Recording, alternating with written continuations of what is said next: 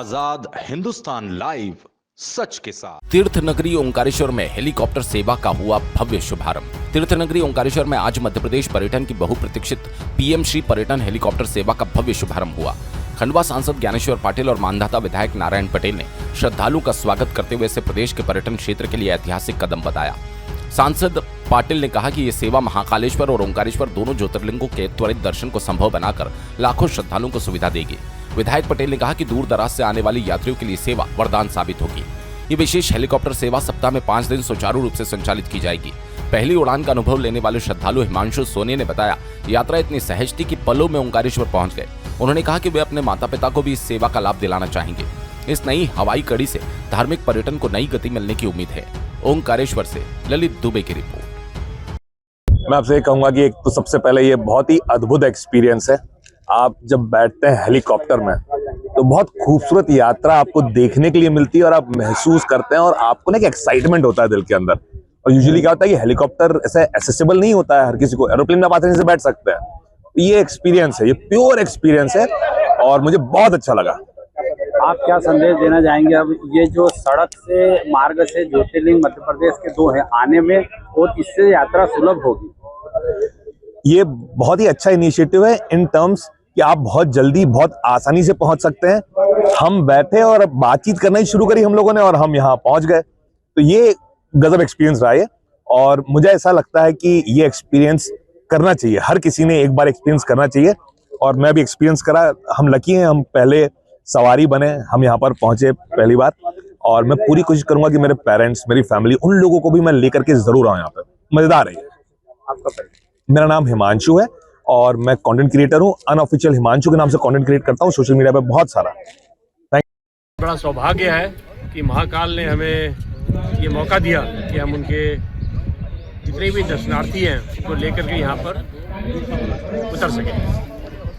आपको कैसा लग रहा है और कितने वर्ष आपको इस सेवा में हो गए हैं? मुझे तो एक तरह का ये रूटीन है मेरे लिए।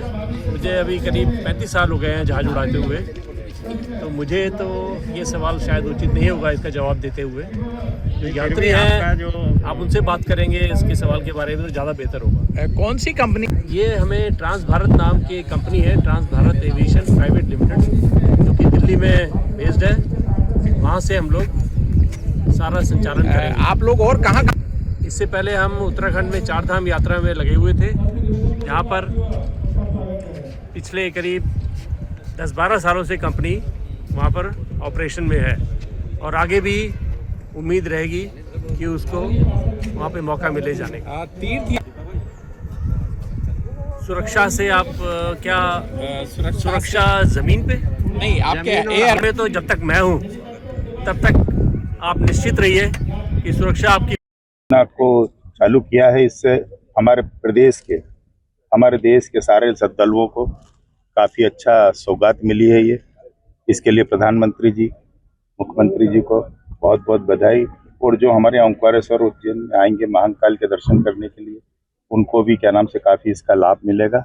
ये पहल बहुत अच्छी की है हमारे प्रदेश में हमारे मुख्यमंत्री जी ने। मध्य प्रदेश में हेलीकॉप्टर, ये हमारा सौभाग्य रहा ये जो हम लोग यहाँ पे आए ओंकारेश्वर दर्शन करने के लिए। और इस उपलक्ष्य में हमारे सांसद, हमारे विधायक यहाँ के, वो लोग भी हमारे साथ आए और हमारा सम्मान किया, स्वागत किया। इसके लिए बहुत बहुत इनका भी आभार, धन्यवाद। सबके लिए बहुत ही गर्व की बात है कि हमारे देश के यशस्वी प्रधानमंत्री माननीय मोदी जी ने और हमारे प्रदेश के मुख्यमंत्री माननीय डॉक्टर मोहन यादव जी की सरकार ने पीएम श्री हेलीकॉप्टर पर्यटन सेवा का शुभारंभ आज ओंकारेश्वर में हुआ है, जिससे निश्चित रूप से ओंकारेश्वर ज्योतिर्लिंग के दर्शन करने के लिए पूरे देश भर से बड़ी संख्या में श्रद्धालु लोग रोज आते हैं। और नेशनल हाईवे के माध्यम से हो, रेलवे के माध्यम से हो, यहाँ पर पहले आने जाने में लोगों को सुविधाएं के कारण प्रतिदिन 40 से 50 हज़ार लोग रोज आते हैं। और शनिवार, रविवार और सोमवार 3 दिन लगभग 1 लाख का आंकड़ा भी रोज पार होता है।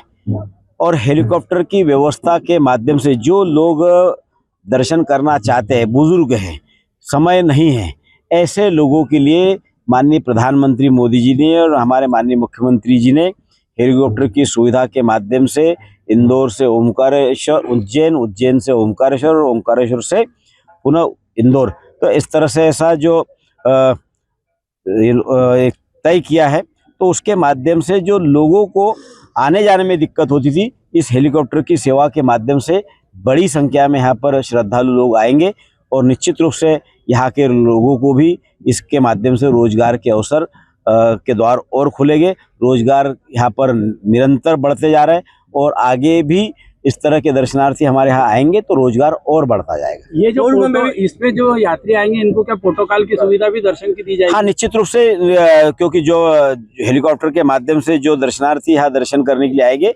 प्रोटोकॉल प्रशासन के पास में इनकी जानकारी आ जाया करेगी और इनको प्रोटोकॉल के माध्यम से इनके दर्शन जल्दी होंगे, ताकि हेलीकॉप्टर तत्काल यहाँ के दर्शनार्थियों को लेकर दूसरे स्थान पर लेकर जा सके। श्रद्धालुओं की अगर संख्या बढ़ी तो क्या हेलीकॉप्टर सुविधाएं और बढ़ेगी? जैसे जैसे डिमांड बढ़ती जाएगी वैसे डिमांड के अनुसार जो है कि फिर उसके हेलीकॉप्टर की सुविधाएं भी बढ़ेगी। पूर्व में भी शुरू की गई थी, किंतु वो जो शुरू नहीं की थी, वो सब उस समय ट्रायल लिया था, लेकिन अब इसको विधिवत रूप से शुरू कर दिया गया। सबसे पहले तो हमारे डॉक्टर मोहन यादव जी, जो प्रदेश के मुख्यमंत्री, उनको बहुत बहुत शुभकामना देता हूं। हमारे देश के प्रधानमंत्री आदरणीय नरेंद्र मोदी जी, उनको भी मेरी ओर से, ओंकारेश्वर नगरी की ओर से बहुत बहुत शुभकामना देता हूं। जिस प्रकार हमारे देश के प्रधानमंत्री नरेंद्र मोदी जी ने 12 ज्योतिर्लिंगों का एक सर्कल बनाया है, ऐसे ही एक सर्कल इंदौर से उज्जैन, उज्जैन से ओंकारेश्वर। हमारे श्रद्धालुओं को समय के अभाव में कई इस प्रकार के रहते थे, श्रद्धालु वृद्ध थे, उनको आने जाने में असुविधा होती थी। ये हवाई सेवा के माध्यम से, पहले बस सेवा से, फिर रेल सेवा से, अब हवाई सेवा से हमारे श्रद्धालु ओंकारेश्वर में आएंगे। तो मैं जितने भी श्रद्धालु आए हैं उनको इस ओंकारेश्वर नगरी पे जितने भी आए सभी को शुभकामना देता हूँ, धन्यवाद देता हूँ और मध्य प्रदेश सरकार और केंद्र सरकार दोनों को बहुत शुभकामना देता हूँ। बधाई।